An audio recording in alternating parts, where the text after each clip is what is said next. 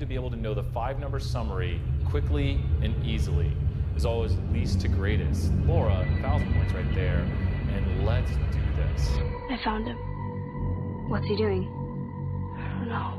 The 5-number summary is the following values. He's talking to someone. From least to greatest, min, Q1, median, Q3, and the max. Nice answers. If you put the 5-number summary in the chat, you get 1,000 points. Keep these answers coming. What is it? What happened? Hey everybody, we are back. It is time for office hours. I'm going to start with a little 474 because I want to give them some advice, maybe some 320 advice too. But if you're 474 or 320, you can always come by, but I want to give some key advice. Let's go right here and put the timestamp in at the 01. Usually not this early. We'll just do 1:53. BA is 474. Assignment 1 advice. Okay, let's go take a look at it. Now, what I want you to know is you can create your Word document any way you want. You can use RMDs, but your file needs to look nice.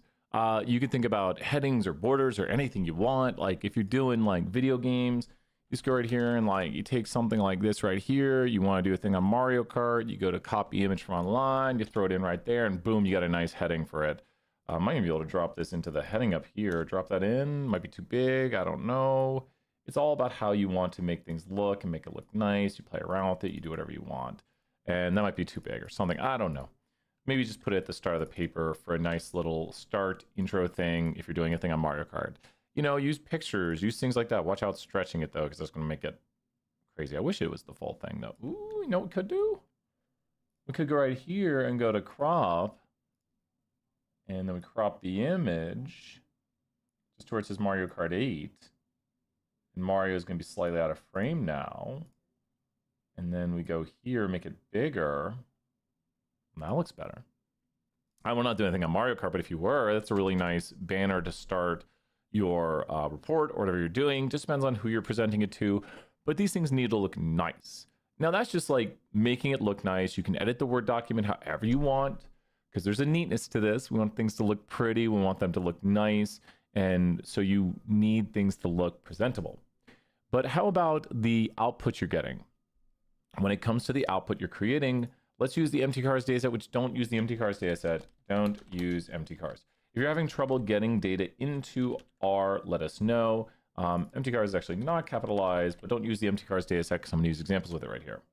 Now, what you don't want to do is, let's say you have your dataset like empty cars. There's your data. And you just show ahead of it and you print this out. So think about if your report looks something like this. Let's do a comparison. If your report is looking something like this right here, or rather, I'll do it in an RMD file so you can see what we often see if people don't make it look all pretty, is we go here to a new RMD, and we're just going to call this random work. I got a billion of those.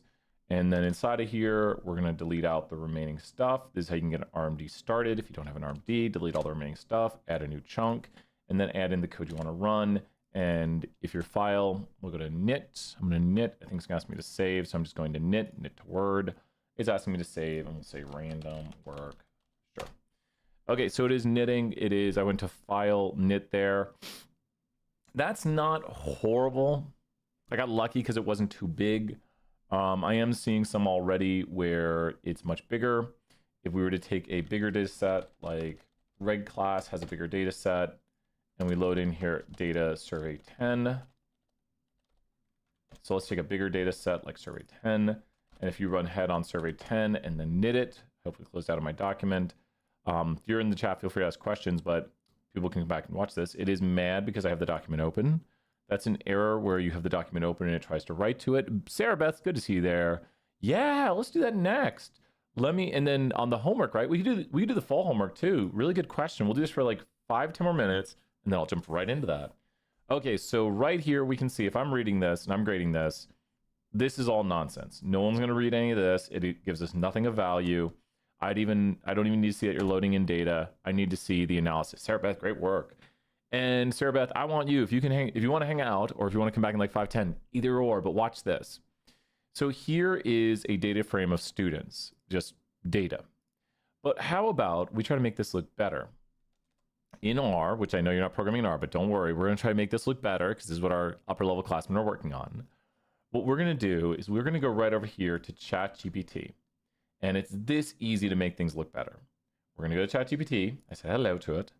And I say, I have the following, but I want the display of the head of the data frame to only show the first 5 columns and also look like an amazing table.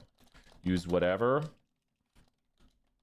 packages would make displaying this beautiful. Use colors and it should be awesome. Now I'm going to drop in the code I have so it understands what I'm working with, and we're going to see right here. Did it work in one try? Sometimes React table. Ooh, I've never seen a React table. So it's telling me to install React table. We're going to drop that into R over here down at the bottom under the console to install it, which basically just adds that package to our R. So it's installing React table, which I haven't really used much. And then we're going to go back over here, start grabbing the code. It's making a React table. It's doing a lot of themes and colors, it looks like. And oh, it's using I've used data table for a DT before. And so we're going to drop all this code right in here with the React table, see if we like it. And so here is the React table. And it could not find function React table because I didn't do library React table. There we go. Now it worked. Yeah. I mean, if you take a look at this, let's see if it knits to Word. I hope it knits. We'll see. It's mad because non-HTML version, you can knit to HTML if you wanted. So you can knit to HTML. React table looks to be an HTML object. You can also save it. But let's take a look. It should be opening the document. Fingers crossed. Taking a little bit longer than I like. But with this right here, come on. We don't want errors today. No errors. Oh, there we go. Once again, we delete off all that nonsense, but look at this table right here. It looks a billion times better, and you can even hover over it. You can submit HTML documents. Yeah, assignment 2 for BS320, you got it. Alec, and I will be doing in-person office hours if you want to swing by at 12:45. It's a really good way to show me your computer, and I can work with your computer, Alec. And I'll try to answer that next. Sarah's got it, and then let me, we're going to do the homework here. But Sarah and Alec, what looks better? Here's version 1. Version 1 of someone showing you their data, or version 2. What looks better of someone showing you the data? Version 2, which you can actually scroll through. Look at that. You can scroll through all the different things right there. Version 2 or version 1? It's no contest, right? We're going to do another thing. And all we had to do is ask ChatGPT to do this for us. We'll grab this next bit of code right here with the data table package. We're just go down here and drop in a new chunk. And we'll do this. We're going to remove the install packages because you can't knit and install packages. So once we install the data table packages, that's what DT stands for, we're going to run library, and then we're going to run the code, and we're going to see the data table. It is mad about this style thing. ChatGPT has problems with that once in a while. Must be equal lengths to values -1. So where is the styles? Here it is right here. Background color. It's mad about this. From -1 to 1. So what we could do is remove this. We're going to lose some color. There we go. That's not bad. It's a nice small table, right? And it seems like background color, style interval, and the error was length cuts must be equal to length value -1. So let's go through 1, 2, 3, 4, 5. No, must be so lengths values -1.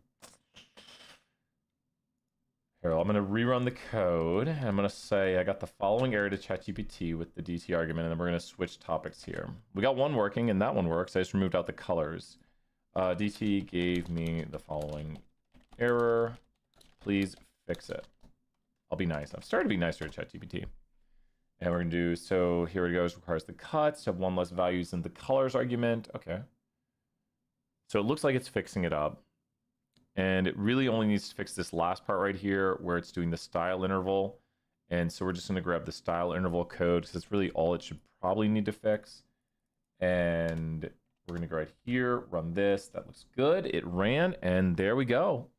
I don't know why we're not getting the top, but also not bad. And you could take this and look at how far we've come from a nice small view of our data, which we can just put into Microsoft Word here.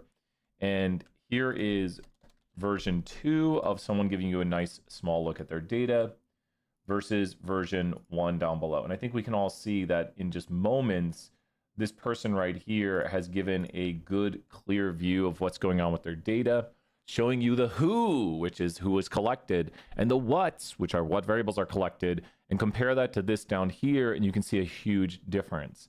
So that's kind of, does that make sense? Well, we don't have any 474s here. If you have questions, let me know. I will do 474 stuff during office hours and give you hints and tricks on how to do it. And Alec, we can do some stuff here too, version 2, and Alec was saying version 2. So right here, once again, please use ChatGPT. Think about, no one's going to want to see this output. It looks all ridiculous. People would rather see output that looks like this. And one last thing we can do, and then we're going to do Sarah Beth's question right there, is we'd actually expand this a little bit to maybe like 8 columns. If we say, no, I want to show a little more data, you can go right here. It's mad. Oh, why is it mad? You specified,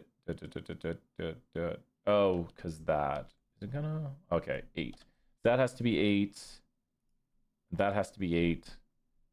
And this has to be 8. Really? Really? There we go. Yeah. And then we could take a screenshot of it. We could do all these nice things. Ooh, it colored it by that? Stop messing up the heading. Let me reload it here with size. Oh, export. I hate that that doesn't align. That is driving me crazy. That drives me crazy. But yeah, it's got like some value coding if values are greater than 0 or 1. Neat. And then we might just remove that.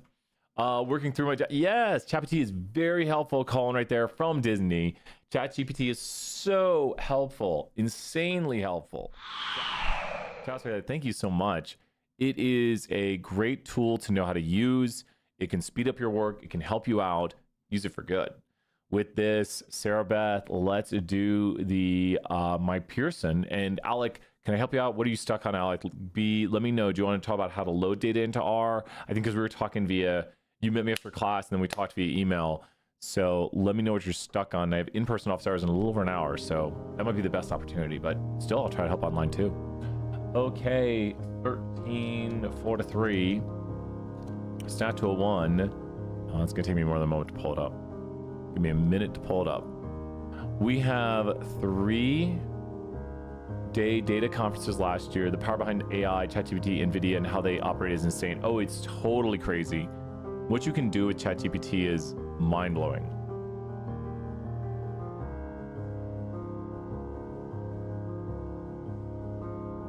Sneezing to my shoulder right there. Ay, ay, ay. I'm allergic to ChatGPT. It's taken out everything. Okay, here we are with the assignment. Let's get ready right here. Pulling up the homework 2. Let's replace questions. You know what? Since you asked, Sarah Beth, we're going to go right to question number 7. Let's question 7. Here we are. Ooh, it's a tricky one. Make sure we got it marked right here. So this is, you're welcome since you asked. Yeah, you asked. You're here. Feel free to ask for something else after this. This is one of the tougher ones. So chapter MyPearson, chapter 2 homework. So this one wants us to think through what the distributions would look like. And so when you do this right here, it's asking about speeding tickets. So if you talk to a bunch of your friends and family, what do you think is a common amount of speeding tickets? What do you think is a common amount of speeding tickets people would get? So it's asking, how are they distributed? What would you say is a common amount of speeding tickets? What would be a common amount? What would be a common amount? Yeah, why don't you go right here and you go like, did it get a lot of 1, get a lot of 0, 0, 1, and then you wouldn't have like 50 speeding tickets, right? So very clearly, the distribution when you think about the Monster Man, this distribution is unimodal, it's got 1 peak, unimodal, and it is skewed to the what side? This is skewed to the what side? Think about Monster Man tail. What way is this skewed? Right to the high, left to the low, whatever way the Monster Man's tail goes. It is right skewed, you got it. So that's right skewed distribution. Let's take a look at the answers. A lot of the answers can help us out. It would probably be more unimodal. We see it right here on our possible drawing of it. And it's going to be more skewed because a lot of people are going to get very little tickets like 0 or 1, and then there's extreme values over there. So a lot of people get 0 or 1, and then there's extreme values. Got that answer. The next one says how much people get in a golf tournament. Now, this one is tricky. It's tricky. It caught me. We got a little tricked by it last time we do it, but not today. So when you think about a golf tournament right here, you're going to have people who are really good over here. Really good over here. And then you have a lot of other people over here in this area, which is like, okay. And then you have people who just have a bad day. So I'm describing a, like, what distribution? If there's people down here who do, like, really good, have amazing, just all-star, hey now. And we're describing a what distribution. If you get, like, 50 or something in a golf tournament, up here you got, like, 80. I don't know. We'll see. We're describing a what distribution. What distribution? This one is tricky because theoretically there's another plausible answer here.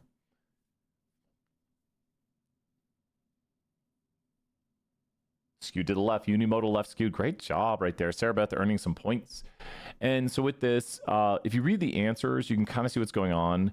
Every golfer will be above the mean. That is just mathematically impossible because the mean's the average. So that's mathematically impossible. Every golfer will have a different score. That just doesn't make sense because two people can get the same score in golf. More golfers will be above the mean than below the mean. If there's skew, that'll be true. Most golfers will be very high or very low. Few will be in the middle. No, probably a lot of average golfers. So more golfers will be above the mean because the mean follows the skew. So the mean is going to go in the direction of the skew. And so more golfers, if there's like extreme values down there, the majority of the distribution will be over here above the mean. And the 50th percentile is the median, which might be about here where half the distribution is. So the mean, a very important concept right here, follows the skew. And there's some low skew to this. So the mean will be lower than the median. And more golfers will be above the mean. There'll be more than half the golfers above the mean due to the low outliers, the people who are very, very good at golf. So it's going to be unimodal because there's going to be a peak where a lot of golfers are, and it'll be skewed. That's the tricky one. Weights of female babies born. Now, do you think there's a very common weight for babies, and what would that weight be? And in pounds. We'll do in pounds. Like, and then they do ounces sometimes. Do you think there's a very common weight for babies? I wonder if I know. I have a guess at what a common weight is. I'll ask my phone. What would be a very common weight for babies? I want you to answer before I phone check it. What is the average weight of a baby? I thought it's 8. The average weight for full-term babies is 7 pounds, 5 ounces. You're right there. I think 16 ounces in a pound, right? 16 ounces in a pound. So it's a little bigger than 7 pounds. So with that, between 7 and 8 pounds, right? So what you would see is you would see a lot of babies between 7 and 8. And then you'd have the really big babies and real small babies. So this is a very what distribution? Think of 2 words to describe it. Word number 1 being related to this. Word number 2 being related to this. What are 2 words to describe it? So there's like, a lot of babies are around 7.5 pounds. And then there's like the extremes on either side, but usually a lot are clumped up around 7.5 pounds. So word number 1, word number 2. Keywords to know about like modality and whether it folds on itself. Keywords to practice, like understanding when and how to use them. So what would we say? This is a very what and what distribution.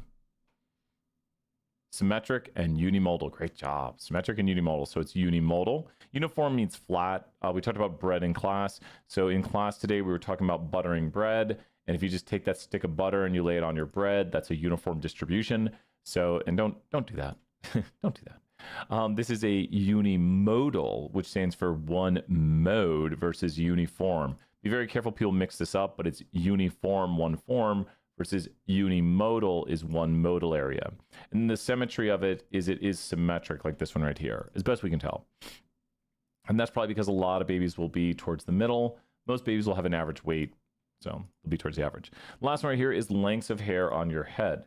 So when it comes to the length of hair on your head, is there an upper or lower limit to hair length? Which is the limit, upper or lower? When it comes to growing your hair out, is there an upper or lower limit to hair length? A limit, as in like, you cannot go beyond this. Think, zzz. What's up, Darius?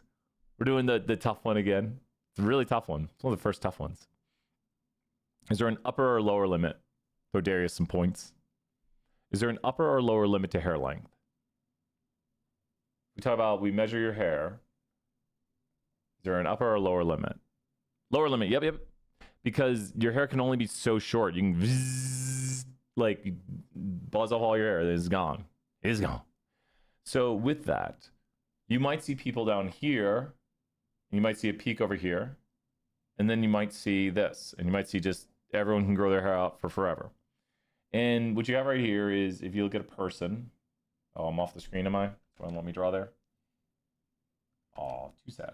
If you look at a person, this person can have no hair. This person, the person, has hair like that. This person has hair like this. You get over here, and this person has hair like this right here. Does that make sense? Because in here, we all know, and it's perfectly fine. My hair is always in this. That's an awkward stage. That's all right. There's an awkward stage. But it's all, I am in constant flux of awkward stage hair. It's in my face right now. It's awkward stage.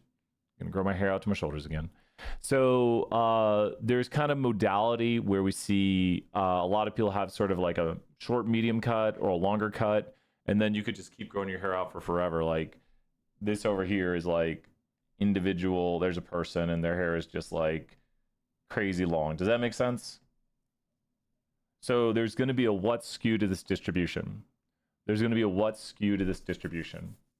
Because of the people with the extremely, extremely, extremely, extremely long hair, this is a really weird looking monster man with his second monster man twin bro.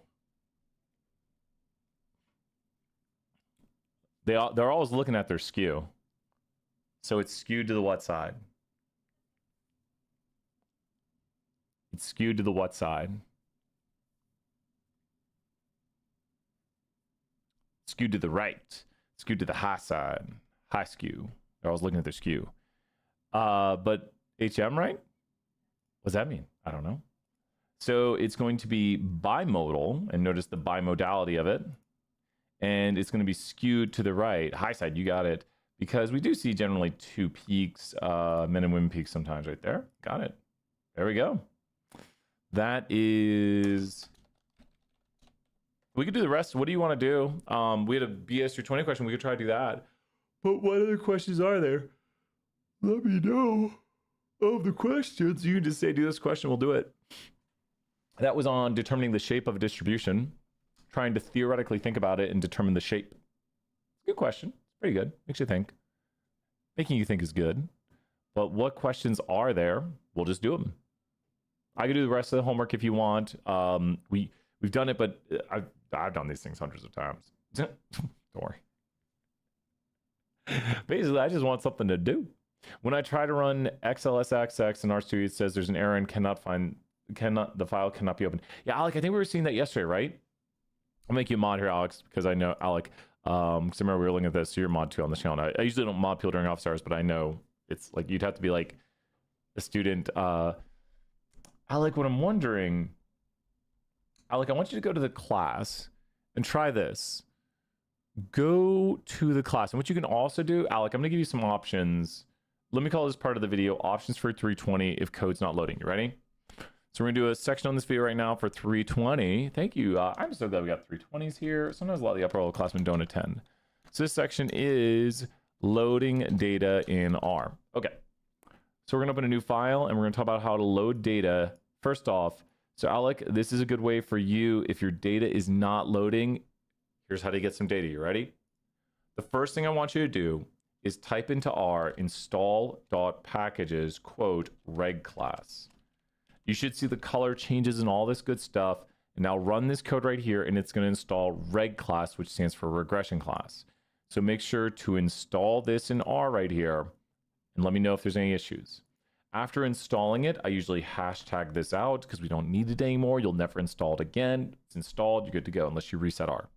Now we're going to run library reg class. Notice how I type 3 letters unless the autocomplete doesn't kick in. We'll do library reg class, and reg class is loaded. If it doesn't do anything, it's not a bad thing. It probably just ran it and it's good. You could check to see if the package is turned on here by scrolling down to reg class or searching for it, and you can see reg class is turned on. I could detach the package right there, and then I could return on the package again, and we're good to go. It's just telling me an update to the package right there. How are you doing on this? Is reg class loaded in? You don't have to confirm it over here, but that just shows you it is on.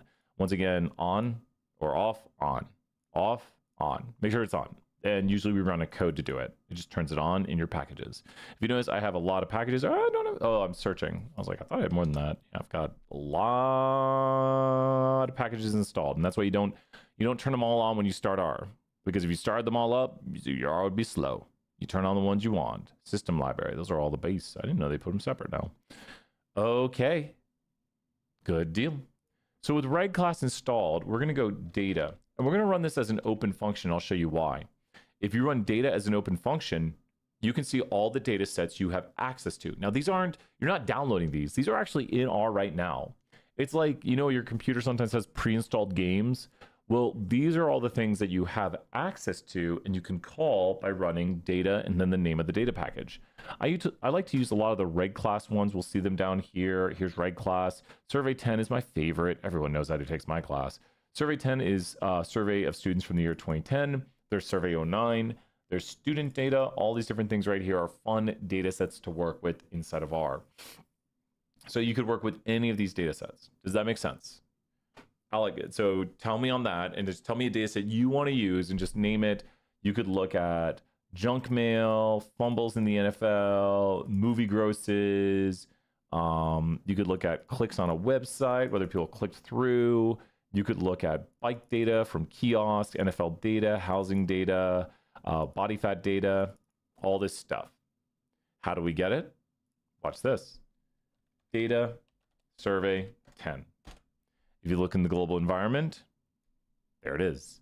How you doing on that, Alex? So this right here, we're going to look at the Excel problem too, but this will get you data. How are we doing on that?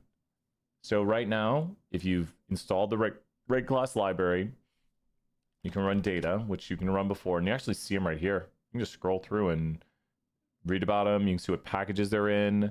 Let me know how you're doing. I have a bunch of data sets. I can look at UK gas. There we go. Here's UK gas. This says promise. It's a time series data set. Ooh. I don't have FPP3? Oh my God. So now if you run data, survey 10, it should appear there in the top right corner. Do you currently see your data set there? Tell me yes or no on that. Do you currently see it? What you want to do is run data, name of data set. We don't need this other one. Data, name of data set. RM, UK gas. That removes it. So there we go. It's not, and so we're not reading it in. That is when you read a file that you have. This is data that's already picked like inside of R. We're just loading it in. So it's not a reading of a file, it's loading of data that exists inside of R. So it's a different way to get data in. Get data in. Look in your global environment. If you see it, you got it. How you doing on that, Alec? If you see it up there in the top, you got it. Let me know if it's not there. And anyone who's here, 201-474, you can ask any question you want. How are we doing?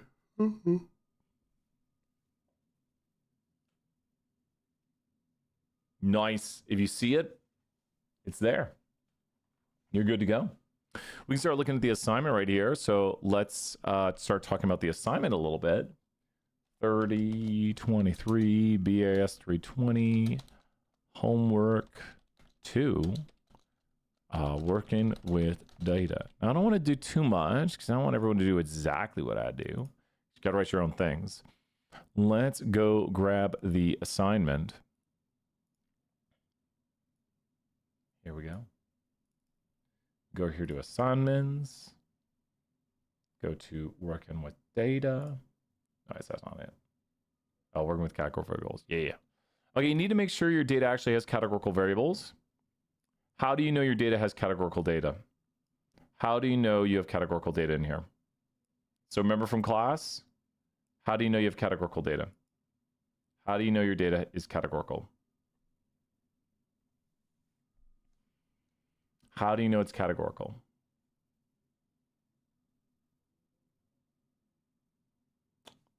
Remember the classes from class? So we see right here, factors, numeric, integer, factors, numeric, integers, all this stuff right here.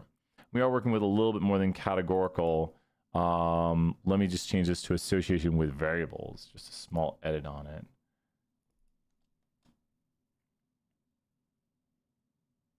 I did say data, I just didn't change the top name. So I said categorical. We're doing a little more than categorical. Associations with variables. So with this right here, when you look at this, do we have categorical data, Alec in here, right? Do we have categorical data, yes or no? It's a good thing for 201 also. Do we have categorical data? If you have categorical data, you should see factors. If you don't, let me know. Please let me know early. Say, Brian, I swear I don't have factors. This is character. We can deal with that next. But you need to see that. You need to see that. So here's what I would suggest doing now. Now, let me know if you have any questions. ChatGPT is amazing. You'll just be like, no way. The reports you can make are crazy. But you have to know mine is an int. Int is good. Int means quantitative. Do you have any factors? Because we're going to need it for a few things. You might have to try a different data set because we're going to have to make a frequency table, a bar chart, and a histogram. We're going to talk about the means, the medians, and the frequencies of the data. So frequencies will deal with things like bar charts and frequency tables. Medians and means will deal with things like histograms because it's quantitative. So how are we doing on that? You have to have at least one factor and you have to have at least one num or int. If you don't, try a different data set. Okay, so make sure you have that data. So if you want to make a histogram, what could you do? What variable could I make a histogram of right now? And this is a good question for 201 also. What variable could I make a histogram of? What variable could I make a histogram of? What variable could I make a histogram of? Tell me any variable I could make a histogram of. There's a lot to pick from. There's a few wrong answers. I think there's 3 wrong answers on the screen. If you see the ones that are categorical, that wouldn't be a histogram. Remember, histograms are quantitative. Histograms are quantitative. So what variable should I make a histogram of? Anything you want. We can do it. GPA, Darius, you're right. And watch this, Darius. It's so cool. What we do here is we go to survey 10 $ GPA. And the easiest way to do this is literally write a function called histogram. And to do it, all we do is we take this and go hist and do that. There it is, Darius, for 200 points. What kind of monster man we got on the screen? What kind of monster man are we seeing right here? What kind of monster man? What kind of monster man are we seeing? You can see the bin width is 0.5. Doesn't matter that much. But what kind of monster man are we dealing with? What kind of monster man are we dealing with? We know what kind of monster man this is. He's a left skew monster man. You got worth some more points. Darius, excellent work right here. If you notice, if you're like 320, that doesn't apply to me. It's the same stuff. It's just we do some coding in it. We do a little more advanced, and we're doing through a lot of the basics. So if you want to hang out for 320 stuff, hang out. You'll learn it, and you'll get it down a little bit better. But here's the thing. You see this code right here? Watch this. You go over here to ChatGPT, and you say, this histogram I made below is boring. Give me 3 amazing ways to do it that also show the mean and median on the graphic. Make it look super cool with colors and titles and extra stuff. I gotta watch out. I might put too much. And write your own prompts. Try writing prompts, and we're just gonna put the code in there. So I was holding Shift Enter. If you hit Shift Enter, it'll advance the lines. You can make it look nice and pretty. You can probably just put it at the end, but I like pretty stuff. We run it right here. Probably gonna run out of ChatGPT soon. I've been running a lot today. And here we go with the enhanced histograms. It's finding first the mean GPA and the median GPA. It's just running mean on this. It's removing the missingness if missingness exists. It's using the base function first. That's interesting. It did that. I'm gonna have to tell it to use some advanced packages, but this is kind of the extent of what you could do. Let's see what it looks like. Ooh, I mean, just look in seconds. Yeah, but what do you think? Better? It's better, right? Yeah. Looks better. Okay. Oh, it added more. Whoops. Let's copy the code right here. It added more. Let's see. That's good enough. That's a pretty histogram. Oh, it's ab lines. It's using ab lines. There we go. And then that box. We need to regenerate that. The legend. Oh, we need to regenerate the whole thing. Can we, the legend, we need to put in the legend position, top left. I mean, is that a pretty, overall, I mean, that, we could do different things, but I mean, that's, and look, the mean is where to the median. The mean is higher or lower than the median, because this goes to a concept we just mentioned 201 seconds ago. The mean does what? When you draw out your monster man, the mean does what? You know how the mean do. The mean follows the skew. I can't write mean. The mean follows the skew. The mean is going to be lower than the median because it's left skewed. And that, I mean, just think about this graphic right here that we have versus this graphic.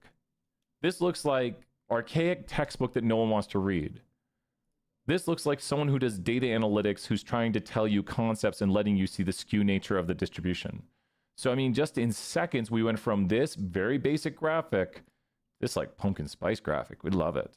Let's see if it did extra things also. So we have that. Let's go look at the other analysis. It says I have a plot window open. We do. And let's go look at the other possibilities from it. So now with ggplot, yes, we need ggplot. So I've already installed ggplot, so we're good on that. So ggplot's going to be the grammar of graphics. And so that one looks really good right there. Grammar of graphics plot. We'll remove out the installed ggplot because I have it. It's using a light purple because it knows I like that. And actually I do, this is good. I kind of like the other one better. What's really neat about this is if you have a ggplot object, you can sort it into plot. And then you can go library plotly. And you can go ggplotly. And take your ggplot object, and it's now a plotly object. And you can hover over it. So you actually get these hover tools to see how many people had a 0 GPA in all these bins. So maybe I should be showing this. Darius, does this help to see that you can actually see the count of individuals in each bin? I wish the callout tag was not purple, like a white callout tag. There's probably a code I can edit inside of here to make the callout tag a different color. But the fill, but let's do fill white. There we go. And then redo it. And yeah, it looks a little better. I don't know. It's just a little easier to read the numbers now on how many. See 75 in each of those bins that have between here and here. A GPA of about. It should say about. Yeah, so it's really neat. Just you can do this and you can even zoom in on those portions. That's the cool thing about plotly graphics. Yes, exactly, Darius. If it's right skewed, the mean would follow the skew. You know what we can do so easily? Well, I guess we have the data. It's in survey 10. Watch this. Survey 10. $, right skew. If we go and make some right skew data, we're going to make random exponential numbers, and we're going to do 699 of them. That's 599. And we're storing this as right skewed data. And now we're going to just change this to the right skewed data. And we're going to regenerate the plot with the right skew data now. And there you go. You can see it also in here. If we zoom in on this area especially, you can see, oh, because they didn't regenerate the mean and median. One second. That's my fault. I was like, that doesn't look right. It's not conceptually right. Right skew data. I was like, that does not make logical sense. Make sure we've regenerated. Where is it? Oh, it's finding the mean right here. It has to be the mean of right skew. There we go. There it is. Okay, now it'll look right. There you go. That text is not in the right spot either. It has to change here. You have to change this code. So if you notice, if you know how to do a little bit of coding, you can just fix it up and fix it to the right spots. We could also use offsets on this, but you can see the mean follows the skew. The mean is higher than the median. So this is really a good conceptual way to show that the mean will always follow the skew. How's that looking, Darius? And it's just neat what you can do. You could make this UT orange very quickly. Hashtag FF8200. And then you just make it UT orange right there. So, so whatever you want. And we could actually raise up the annotate. The Y position is 10. Let's raise up the Y position to 100. And that should hopefully have it a little bit better out of the way. So when we regenerate it right here, it's going to be up there. We could go to 115. I think there's an offset too. I got to remember, there's so many commands to know. If we go V adjust, there it is, vertical adjust. So it's going to be H adjust. No, let's try this. Minus 100. See what it does. That didn't do what I wanted. I think it's H adjust. H adjust. No? Let me look at the argument real quick. I'm just having some fun. I like doing this stuff. It's like, I find it very interesting to make good graphics. And I swear there's an adjustment. We can just put in the position of the X. We can just tell it where to go. So X equals 10. Yeah, the mean's going to follow, so it has to be like 20 or something. And then X equals, I didn't write X 10. Oof, what is it doing? Oh, we have too many X's. Do we have another X? X equals, oh, so it's already picking it. Oh, and let's just do a okay, that's easy. So we can just go to where that's at already and just tell it the mean is going to be over 3 of that and the median is going to be minus 3. So now we just moved it. Whoa, that's too far. Let's go to 1. We're off the scale here because it's GPA. So now there, and let's go to 0.5. I'm just trying to space them out more and just, so what you do, you just figure out what works. I'd say, and they actually raise it up a little bit more. Darius, what do you think? Do we have a pretty good graphic right now? If we've like, as we've worked with it, that hopefully shows the concept. I like it. That's got it. It's now, the words are not on the graphic, which I really like. And I love the lines move like that. Yeah, and so this is a very good graphic showing us that the mean follows the skew. And yeah, I think if you hover over this, you see it. There's the mean. You can change what the call out boxes are, but there's the mean and there's the median. And that's just telling you the position of where that's located, which is not that helpful. You can like change all this. Yeah, so the original histogram, you can do a bunch of different additions to it. Once again, I would ask ChatGPT. That's the quick way of doing it. Notice what's on the histogram right here. We've taken, the first argument is, what do you want to make a histogram of? Now here's the thing. So Alec, big question. Have you made a histogram? Have you made a histogram? Do you have survey? Do you have some sort of histogram here? Don't everyone do you have a histogram? Make sure yes or no. Do you have a histogram? Do you have something as basic as this? Boom. Okay, you got one thing done. Now we got to make it cool. I highly suggest using ChatGPT, but then also look to see what it's added in right here. So this is the data that we just did here. And then we put a comma to do new arguments. So you can tell it col, which stands for color, and you can put in something like orange and it'll make it orange. And that right there, you could put hashtag FF for the amount of red, the amount of green, and the amount of blue, and we get UT orange now. That is the official UT. Oh, wait, no. That's the official UT orange hexadecimal color code. UC's gonna get mad at me. Border changes the border color. Don't use it that much. Border equals, let's say, blue. It's kind of fun to just see what happens when you do this. You can see it. It's made the blue right there. It looks like gator color. So you go smoky gray, which I think is 56, 57, 58. It's close. Now we got to put a hashtag to call hexadecimal color codes. That's about smoky gray. What is UT color codes branding? I don't want to get it wrong because there's a branding page, official branding page. You can see the FF8200. Oh, is it 4B, 4B, 4B, 4B? That's so easy to remember. I swear it was different. There it is. I mean, it's about the other one I did. I swear it was different. So there we go. We got a UT histogram. The main is the title. That's what goes up there. So you type main and you say my histogram. Don't call it that. But now you notice it's called my histogram. The X lab is the X label. So you go here and write X lab equals and keep remaking it. The X label needs to be something like GPA. Notice it says GPA right now. The Y label and the breaks is how far these are separated apart.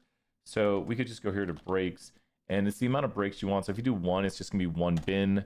If you do like 100 breaks, it's gonna look ridiculous. But that defines the bin width, Darius. Does that make sense? So this is, as I talked about in class, and sometimes I show some code in class, but I fear it scares people.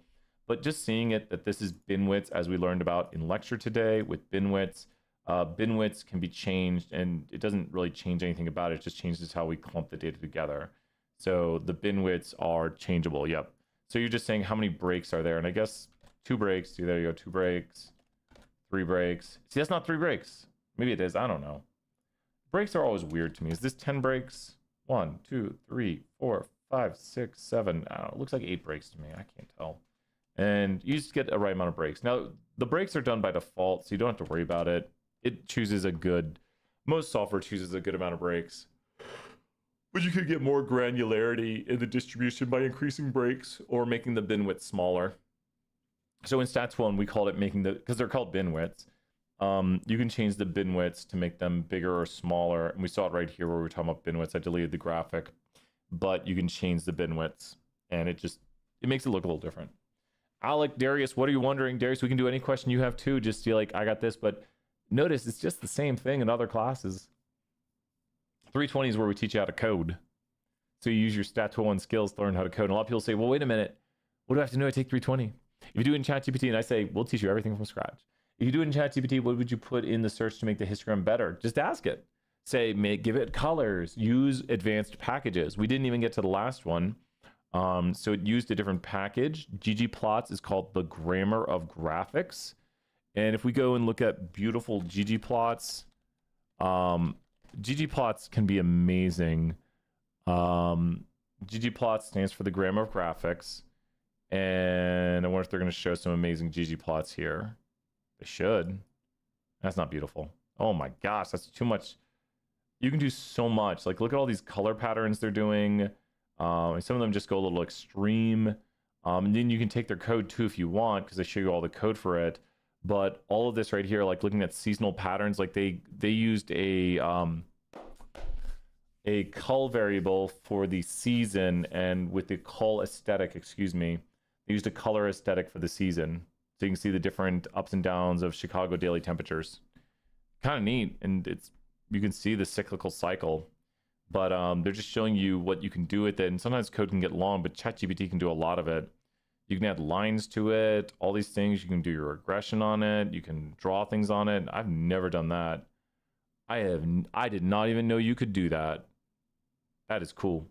I've never done that. You can add labels. It's basically, if you think of it, it's possible. Does that make sense, Alex, right there? So ggplot stands for the grammar, and that's a facet grid. Or they're doing a different thing? Facet wrap. There it is, facet wrap. Like, I've used that before. You just have to know what's possible, and then you can do it. And truthfully, just scrolling through this is showing me things I didn't even know. So really use that. That's an interesting pie chart type thing. So what you want to do, and these are violin plots. Violin plots are cool. Yeah, violin plot. Those are basically like a box plot and a histogram. Had a baby. We can look at the last one. Interactive, beautiful. Oh, it already did the Plotly one. All I did was put inside a Plotly. We'll copy this. We'll take a look at this. Plotlys can't be knitted, but you can take a picture of them. And we'll drop this in right here. And we already have Plotly, so we don't need to install it. And there we go. And it would use little call out arrows. That's nice of it. You should be able to hover over. You can hover over those. There you go. You can zoom in. Yeah. So it's pretty nice. I like those arrows.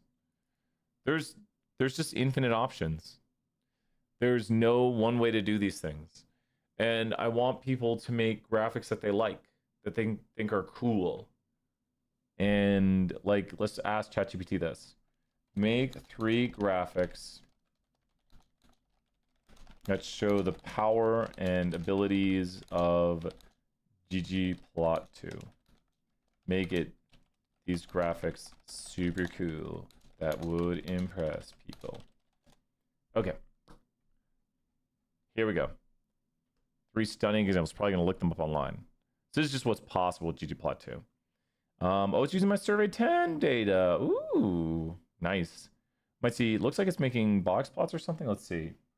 Doing a density, so we're going to see like histogram distributions, choosing pretty colors. It's labeling it, using the minimum theme, so it's easy to change themes. I can show that. But let's copy this, bring it over to R, drop in the code. We already have ggplot2. Run the code and see what we get. Looks all right.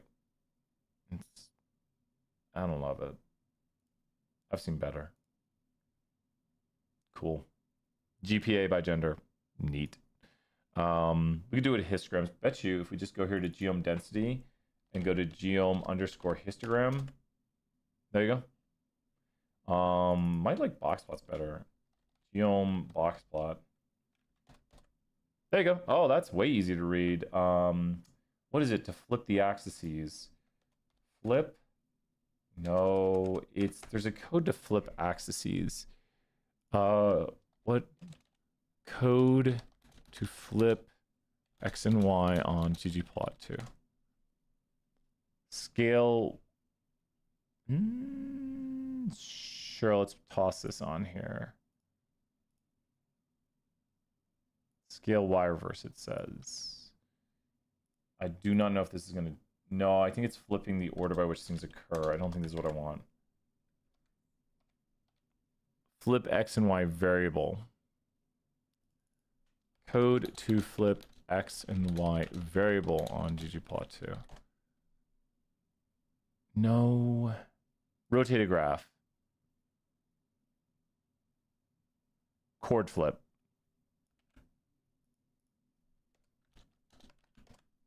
There we go. I don't like that overlapping distribution stuff. There we go. I mean, I'd say that's...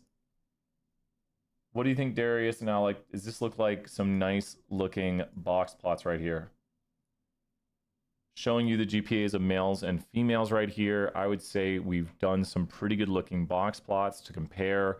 Sadly, us males, I'm not helping out, but the GPA, the median GPA shown by the box plot is slightly lower. And so, Darius, these are box plots side by side. I know, right? You know what's even cooler? Watch this. Which I'm not using ChatGPT. If I say boxes right here, there, and we go to ggplotly, we can put the boxes inside of it and watch this. The graphic, no unused argument. List density, where's that at? Really? Let me try again. Uh-oh, I broke something. There's a comma or there's a break. Let me grab this, put it here. I broke one thing. Where's the break?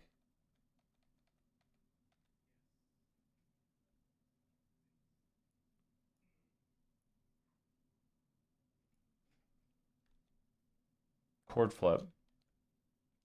This worked. Chord flip plus. Okay, that works. Annotate. That works. That works. Unused argument. List density, GPA by gender. Oh. Saying this is unused? Well, let's get rid of it then. List null.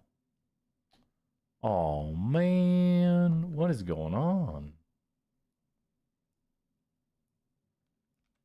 You know what we do? ChatGPT it. We're so close to what I want to see. This gives an error. Fix it. So we're going to copy the error in.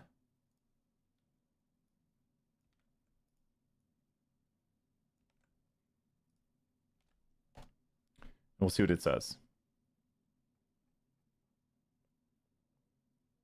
Okay, it's loading the packages, making the boxes. If flip that around, and should be good. The mapping, it's saying the way we put in the variables looks like was an issue. It added back in the labels. It's like, yeah, let me put your labels back on here because you removed those labels. I thought it was problematic. Okay, so now we go here. Run the code, run the code. Ooh, what you doing? Still breaking. Error in train. Well, one last try right here. We got the graphic. We just want to make it interactive. It gives this error now. That's error occurs because CT has trouble interpreting chord flip. Okay, so change the chord flip. So it's my fault. It looks like it's fixing it now, so there's no chord flip. Avoid chord flip. Okay, yeah, I know. Okay. I like the coordinate flip. It's easy. So now I just have to rewrite the full thing, or you rewrite it for me to do no chord flip. So it was the chord flip was breaking it. Yeah, it didn't fix it, ChatGPT. It didn't fix it. Boxes. It does the box. Do the boxes make? They still make. Okay. If you have questions, let me know. I'm trying to figure this riddle out. It still gives this error.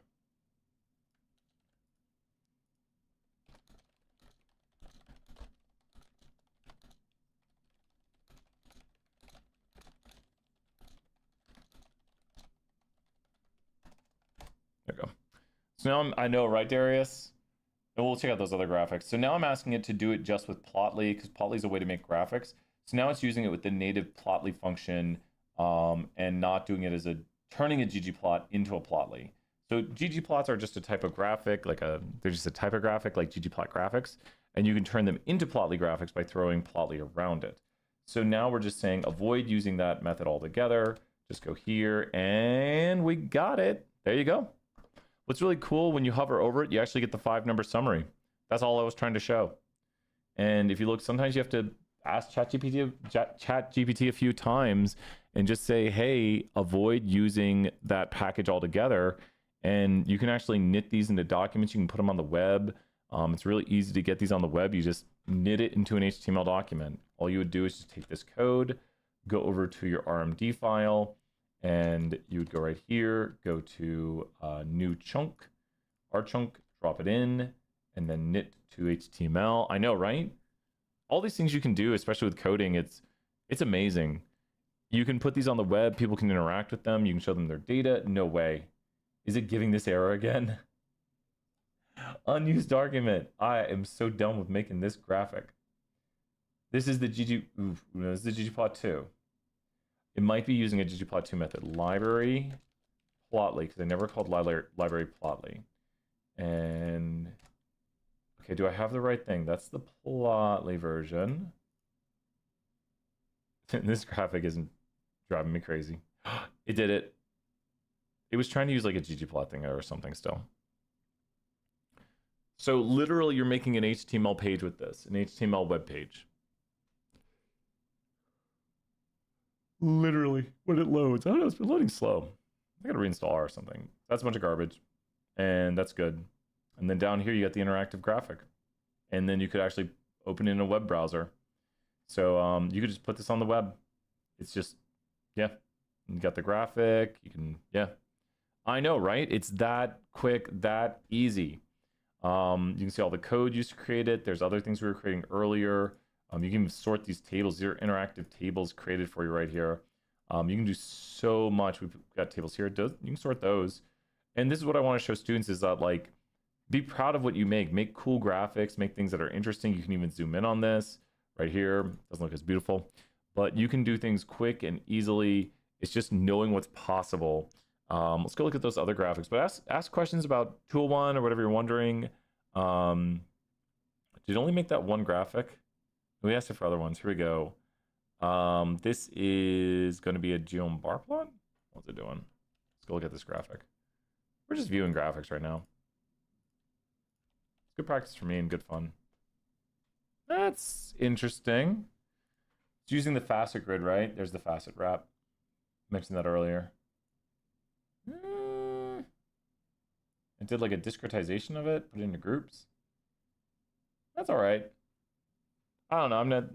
This one's okay. Shows you where the GPAs go between the low number and the high number on the bin. That these GPAs are between 2.4 to 3.2. All the bins are the same, which is good.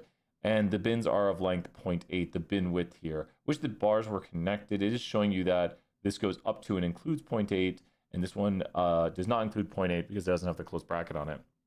You can't have negative GPA. It's just, it should have put includes 0 on here at the bottom. It should have been like from 0, including 0, all the way up to 0.8. You're welcome. Made a great histogram. Nice. Yeah.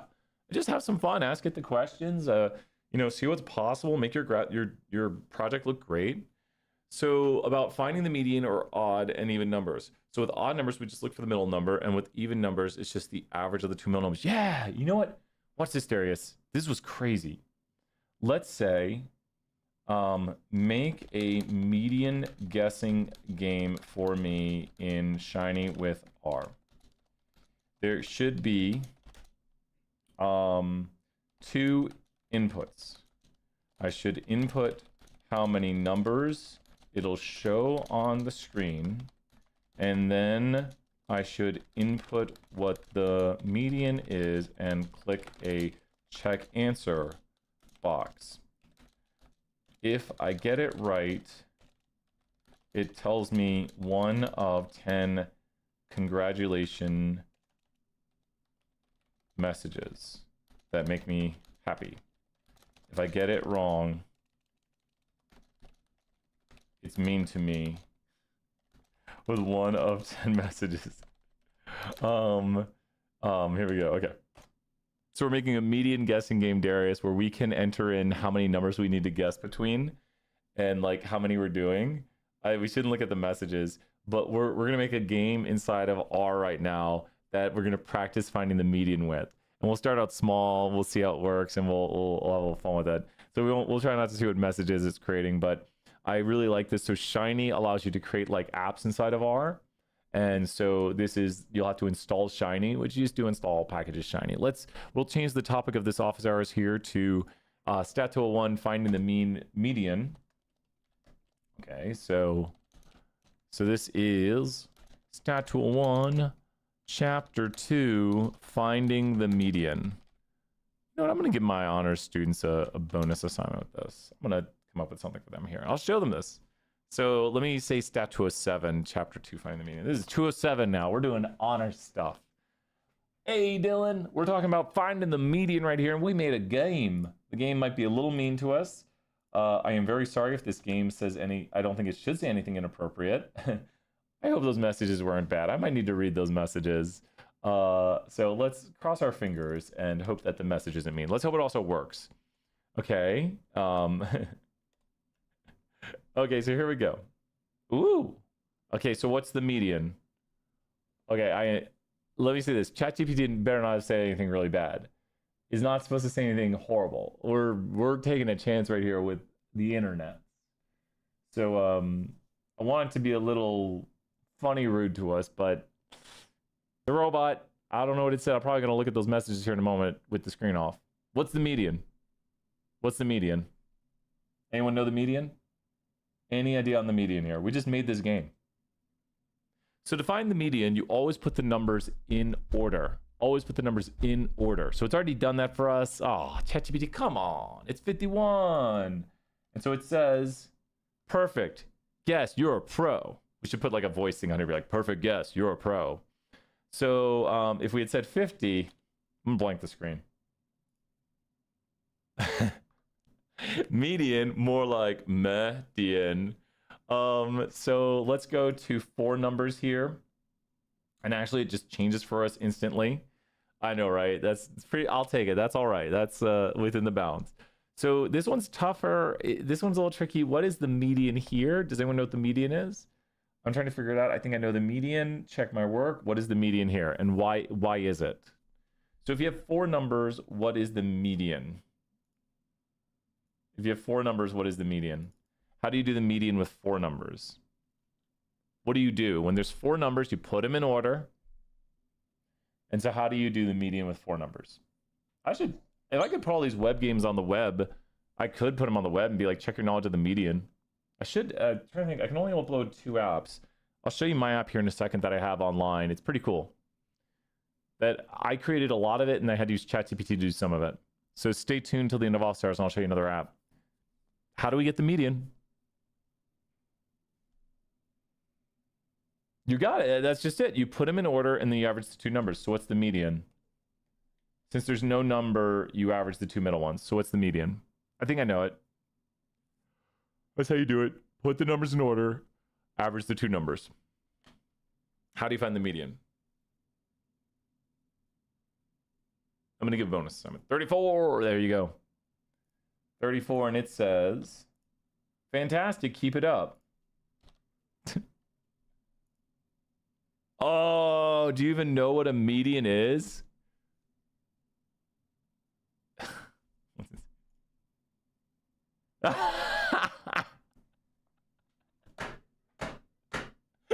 We can't put this online in its current state. It's got to be somewhat positive. I think everything. Seriously, that's your guess? Awful guess. Do better. Better luck next time. Awful guess. Do better. Incorrect recent math. You even know what a median is. Ouch, that's just embarrassing. Wow, are you even trying? No, better luck next time. Awful guess. Do better. I think we've seen them all. Do you even look at the numbers? Okay. It's pretty neat. And you could go really hard right here. Woo! Okay. So think of this. This one's not as hard as it seems. We have 20 numbers right now, right? So if you have 20 numbers, break it up into two sets. If you have 20 numbers, break it up into two sets. How would 20 numbers be broken up into two sets? How would 20 numbers be broken? 10 and 10, right? So we have 10 numbers here and 10 numbers here. So you'd get to number 10 and there's no middle number. With an even amount, if it's even, there's no middle number. So it's at the what position? Is it at the 10th? Is it at the 11th? Where would it be at? With 10 numbers, like 1, 2, 3, 4, 5, 6, 7, 8, 9, 10, and then 11, 12, 13. Where is the median at? It's at the what position? The median's at the what position? What position is the median? Give me a number, but it'll have a decimal with it. What position is the median? It's not at the 10th, it's not the 11th, it's at the what position? Like when you talk about a position, it's not at the 10th, it's not at the 11th, it's at the what? Think. Yeah, Dylan, you got it, the 10.5, which means we're literally averaging the 10th and the 11th position. So if you look here at the numbers, you start counting 1, 2, 3, 4, 5, 6, 7, 8, 9, 10. Boom. Oh, come on. Talk about easy. What's the median? Unless I've miscounted here, what's the median? Talk about easy. Talk about easy. Talk about easy. Come on. 55. Boom, you're a median master. So with this right here, what if we had, let's say, 13 numbers? How would that be broken up if you have 13 numbers? I like to do it like as a seesaw. The more you see this, the more it makes sense. If you were to break up 13 numbers right here, which is an odd amount, if there's an odd amount, you get a median. So when it's even, you have to average, and the odd amount has median or is a value. So if you have 13 numbers, the median, like break it apart into even amounts. How many would go over here if there is one median with 13 numbers? This is with 20 numbers total. With 13 numbers, how many would be broken apart on the scale to balance it? On either side would be what? It's, and Dylan, you're seeing it exactly. And just like visualizing it can help too, to be like, to balance it out, you're going to do this and this. Because the middle number right there would be, you'd have 1, 2, 3, 4, 5, 6, and then 7 is the number right there. So it would count up to 6. So you could literally do, if you wanted, you could write it the following way, like the vector of numbers, this is how we code it in R there, and then 8 through 13, which trust me is also 6 numbers. So that's what we would have right there. 6 numbers, think 8, 9, 10, 11, 12, 13. And it's the 7th number, so the median is clearly what? I'm not going to show you, you just tell me. There's 13 numbers. Also, you can do the balancing act on it right there like we do. Just how to get the median. It's like a random test question. They'll be like, what's the median? And you'll be like, I got it. So you do your balancing act, 1, 2, 3, 4, 5, 6, 7. And then you make sure it balances out. Darius, does that make sense? Once you've done this a few times, you get it down. And then especially drawing it, make sure to put the numbers in order. And then if you do the balancing act, if there is a middle number, you just circle the middle number and then you balance it to make sure there is. But so the number must be 34 right there. That is the median. Yeah.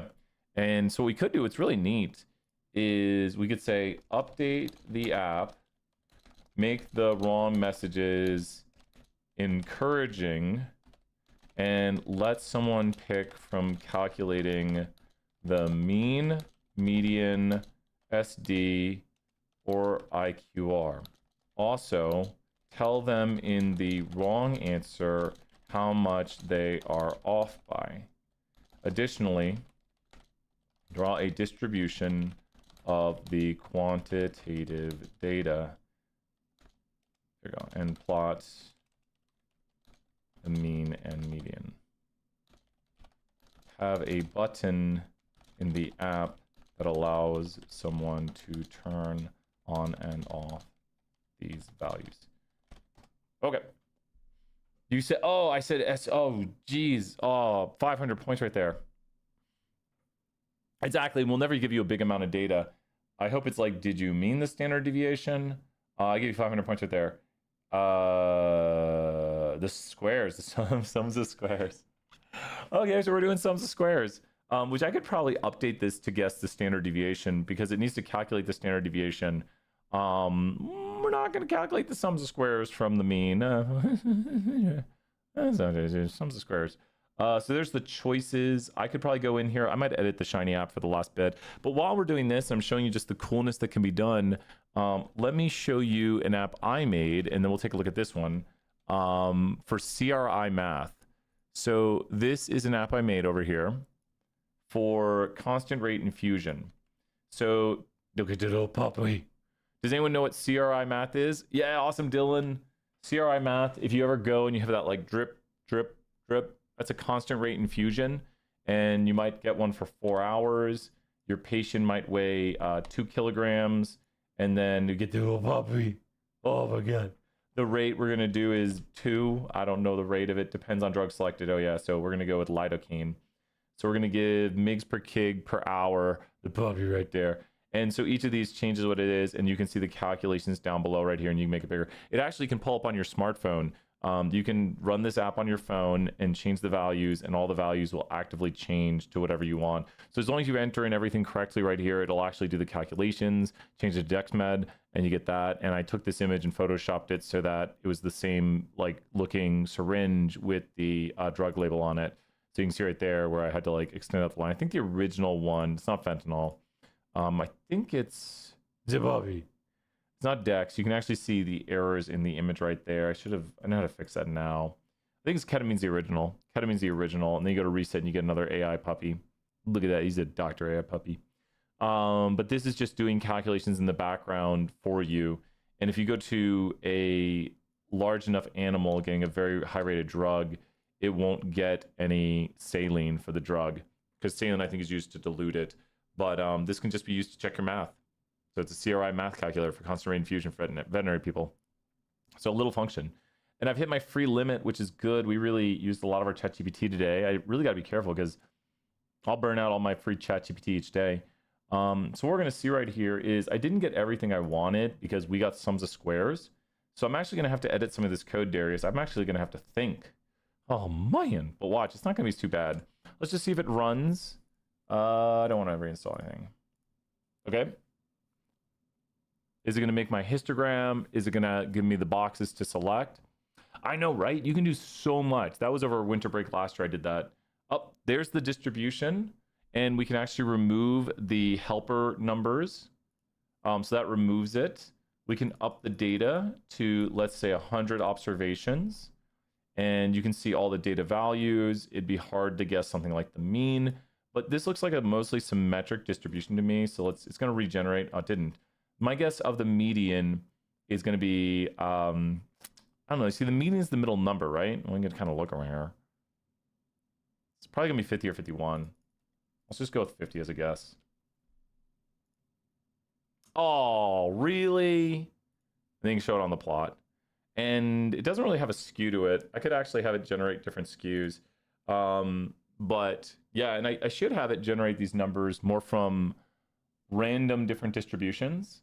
But you could go here and have it guess the IQR, which the IQR is the range of the middle 50%. The middle 50% of the data, that's what interquartile ranges mean. It's if you were to break your data up into 4 quarters, you probably have a quarter down here, quarter down here, quarter here. Like this is, the IQR is the range of the middle 50%. So Darius, what do you think? What is about the range of the middle 50%? It's probably close to what? How far apart is this from this known as Q1 to Q3? How far apart are those numbers? The answer is down there on the bottom. How far apart are those numbers? Just mathematically, how far apart are those numbers? About what-ish? Just take a guess. And that's what the IQR is. It's the range of the middle 50%. About how far apart are those numbers? So you just look right here and you say, 50-ish, yeah. So the range of the middle 50% is about 50, and we're off by 1. Yeah, there you go. I need to make it, because I think the data is always going to look virtually identical because it's generating it, I don't know, different looking data. Maybe, I don't know. 200 observation. It's kind of uniformish. Like it is quarters. That's how I teach it. Great job, Darius. This is a very uniform distribution. It might be generating from uniform data. If we go like 4,000, we can really see what it's generating from.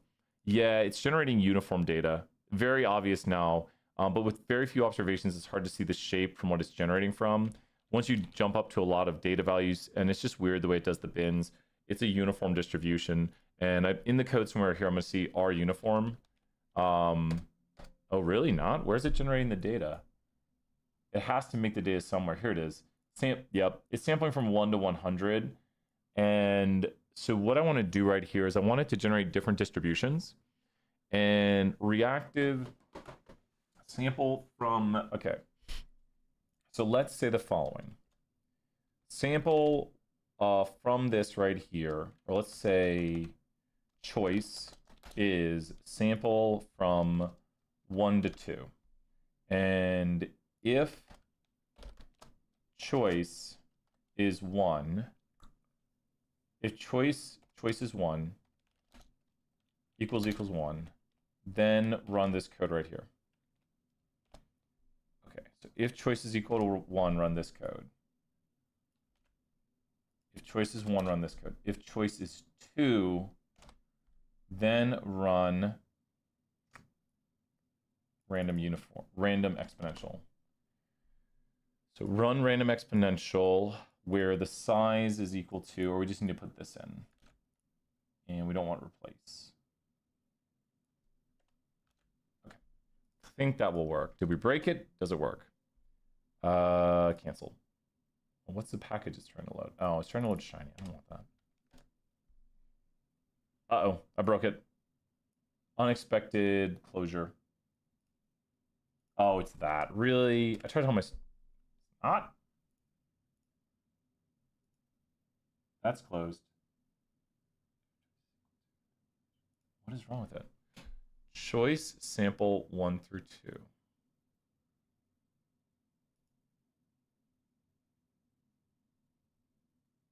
What? Fix this code, ChatGPT. I'm gonna go to YouTubeverse. What are you thinking, Darius?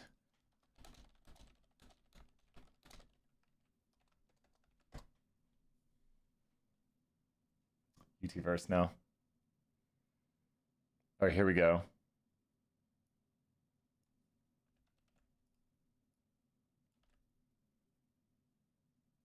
Didn't if else. Sure. Okay. And let's go to 500. That is not the right bin where it's... We broke something. How many numbers do you want to see? 5? Well, that's not 500 numbers, I'll tell you that much. Okay, that's right. Okay, that's right. I thought... We're so close. This code right here on the... No. This is... No. This is broken. This needs to be... that it's going to do random exponential... That should do it. Okay, now we should see... It's the bin width. It's the bin width is broken. This is correct. It's doing 500 exponential numbers. That is correct. It's the bin widths are broken. There we go, because that's the uniform is working. So I'm trying to make it so it's the bin width. Where's the bin width for the histogram? Now we have to look at how the histogram is being created. And here's the plot for the histogram being rendered. I love doing this kind of stuff. Bin widths are set to 10. So let's remove out the bin width argument and let it do the default. Because it might just work better on doing a default bin width. Like it might just be able to figure it out rather than us telling it. Yeah, it does. There you go. Fixed. There you go. And you can see the mean versus the median. We can actually set this so it's turned off. So we need to look. I know, right? I love this kind of stuff. It's so cool what you can do. And you see the checkbox? We can just put in an F here to start the app. And so now when the app starts up, it doesn't have it clicked for us, so we can't see the answer to begin. So you don't join in with the answer. But now since this is skewed data, the mean and the median, I mean, it'd be nice if it had a bunch of boxes. But I mean, we literally just made a guessing game. I guess the last thing to correct right here is to do standard deviation. So all we have to do is tell it to calculate standard deviation rather than... Also, one more thing. I just love doing this. I've only got like 5 more minutes. Darius, I hope you're having fun too. I love this stuff. I need to save this one. I'll show my 207. I'll send them this. Because watch this. We can make 3 choices here. And if choice, we want to go to the if else. Copy this code right here. A lot of code is copying. Ask a coder and they're like, yeah, everything's copying. And then random norm. So that should work. Let's check. You always check your code after you rechange something. And then we should get a random normal eventually. That's the exponential. That was a normal.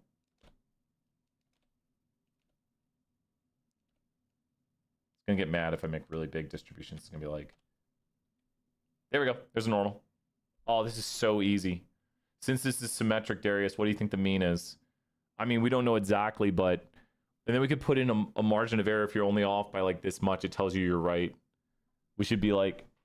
add in a margin of error. I mean, since it's symmetric, all we're going to do is it's 0. Yeah, like around 0.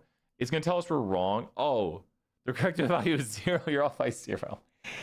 It's the decimals are so small that we actually got it. So we need to correct that on the app because that's ridiculous. It should have told us the value is 0. You're so close.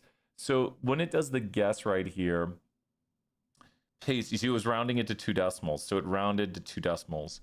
Where's it checking? If input guess is equal to true guess. So if input guess is, if the difference of the guesses, you see what I have right here? If the difference of the guesses, if the absolute difference of the guesses, if the absolute difference of the guesses is less than 0.1, if the absolute difference of the guesses is less than 0.1, it'll tell you you're right. So now that should do it. If the absolute value, like however far you're off. So I didn't say if the 2 guesses are the same. I said, take the difference of these. I hope it loads. So I said, if the difference between the guesses is less than 0.1, then you get a right answer. So now we get this again and we check answer and it says, amazing, you're spot on. Because now if we're within 0.1 of the right answer, it'll tell us we got it. There we go. Because we look at what the right answer is, we look at our guess, we take the difference and we see if that difference is less than 0.1. So once again, people say like, do you need ChatGPT for everything? And I'm like, you can figure out a lot of it on your own. It's, yeah, and we got one last thing to do. I love this. This is really a neat app we've created. Darius, I don't know. We'll do other stats 1 stuff, but I love this stuff. Let me fix the standard deviation on this before I forget. Okay, so this right here needs to be standard deviation. We got to look at how it's calculating. If it's info 242 measurement, yeah, exactly. The ifs and everything. It's if you learn one language, it's very similar. All languages have a lot of commonality. And look right here. It's literally calculating the sums of squares right here. So this needs to be, oh, we got to go grab that the way we wrote it, because that'll cause a problem if we don't do it exactly the way we wrote it. It's going to look to that box. So if the calculation is right here, we don't want to do this. We want to go right here, and we want to take the standard deviation of the data. There we go. I made that error. And probably he'll go to standard deviation. Standard deviation is a harder one to guess. But here we go. This is the normal curve. It's the standard normal. Standard normal has a standard deviation of 1. There we go. This is a standard normal curve. I could add in things, make it harder and things like that, where yeah, I could click a button to say make it harder and all these things, but it's the standard normal curve, chapter 5, standard normal curve. But yeah, it's pretty neat, and it's probably we'll do this. Almost perfect. Try again. The correct answer is 1. You're off by 0.1. Yeah. And then you can look at the mean median for symmetric data. Well, that's really cool. I'm going to maybe send this out in spam bar too, but thank you so much, Darius. I'm going to go do in-person office hours. Let me save the app. Until then, bye for now, everyone. Bye.